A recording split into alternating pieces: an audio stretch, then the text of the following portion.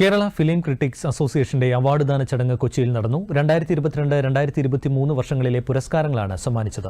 Award ദാന ചടങ്ങ് നടൻ ശ്രീനിവാസൻ ഉദ്ഘാടനം ചെയ്തു.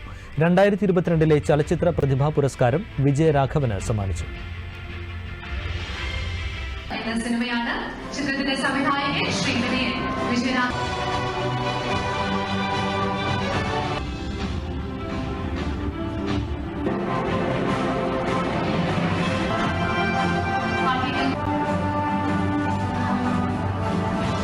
സിനിമ പ്രവർത്തകരെ സംബന്ധിച്ചിടത്തോളം അതൊരു വലിയ ഉത്തരവാദിത്തം കൂടിയാണ്. ഈ മേഖലയിൽ കൂടുതൽ കാര്യക്ഷമമായി, കൂടുതൽ ക്രിയാത്മകമായി, കൂടുതൽ ഉത്തരവാദിത്തത്തോടുകൂടി ഈ മേഖല കൈകാര്യം ചെയ്യാനുള്ള ഒരു വലിയ ഉത്തരവാദിത്തം ഏൽപ്പിക്കുന്നതുമാണ്.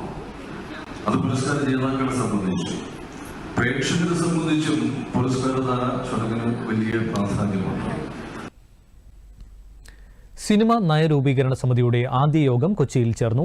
കേരള ചലച്ചിത്ര വികസന corporation chairman Shaji N Karun, ചലച്ചിത്ര academy chairman Premkumar, convener Mini Antony എന്നിവരുടെ നേതൃത്വത്തിലായിരുന്നു യോഗം.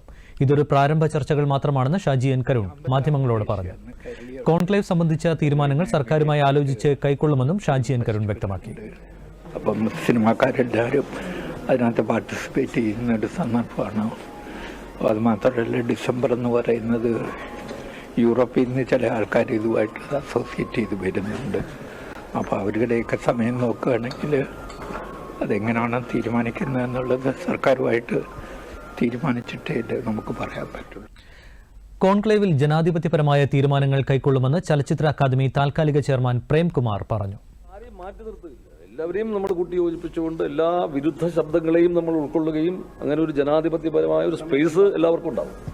അപ്പോൾ ആ രീതിയിൽ തന്നെയാണ് എല്ലാവരും നമ്മൾ ഇതിപ്പോൾ ഏതെങ്കിലും ഒരു സർക്കാരിൻ്റെ മാത്രമല്ലല്ലോ ഒരു സിനിമാ നയം എന്ന് പറയുന്നത്. ഇനി വരും സർക്കാരുകൾക്കും എല്ലാ കാലത്തേക്കുമുള്ള ഒരു സമഗ്രമായ ഒരു, ഇന്നലെ സാറ് പറഞ്ഞതുപോലെ ഇതൊരു മാനിഫെസ്റ്റോ ആണ് നമ്മൾ ഉണ്ടാവുന്നത്.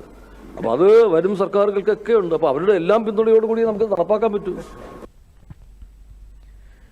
യോഗത്തിനിടെ മാക്ട ഫെഡറേഷൻ പ്രതിനിധികൾ ഷാജി എൻ കരുണിന് മുൻപാകെ എത്തി പ്രതിഷേധ കത്ത് നൽകി. മാക്ട ഫെഡറേഷനെ നയരൂപീകരണ യോഗങ്ങളിൽ ഉൾപ്പെടുത്തിയില്ലെങ്കിൽ കേരളത്തിൽ സിനിമാ നിർമ്മാണം തടസ്സപ്പെടുത്തുമെന്ന് ബൈജു കൊട്ടാരക്കര പറഞ്ഞു. ഉൾപ്പെടുത്തിയില്ലെങ്കിൽ, ചർച്ച ചെയ്തില്ലെങ്കിൽ കേരളത്തിലുള്ള എല്ലാ സിനിമാ സെറ്റുകളിലേക്കും മാക്ട ഫെഡറേഷൻ പണ്ട് നടന്നതിനേക്കാളും ഇരട്ടി ശക്തിയോടെ ഞങ്ങൾ ആ ഷൂട്ടിംഗ് ലൊക്കേഷനിലേക്ക് തന്നെ ആളുകൾ മാർച്ച് ചെയ്യും. അതിനൊന്നും യാതൊരു സംശയവുമില്ല. മര്യാദക്കെങ്കിൽ മര്യാദക്ക് എന്നുള്ള രീതിയിലാണ് ഞങ്ങൾ പറഞ്ഞത്. സർക്കാരിനോട് ഞങ്ങൾ പറഞ്ഞു, സർക്കാരിന് മന്ത്രിക്ക് കത്ത് കൊടുത്തു, ഷാജി എൻ കരുൺ സാർ ഞങ്ങളെ കത്തയച്ചു, അതേപോലെ അക്കാദമി ചെയർമാൻ പ്രേംകുമാറിന് കത്ത് കൊടുത്തു.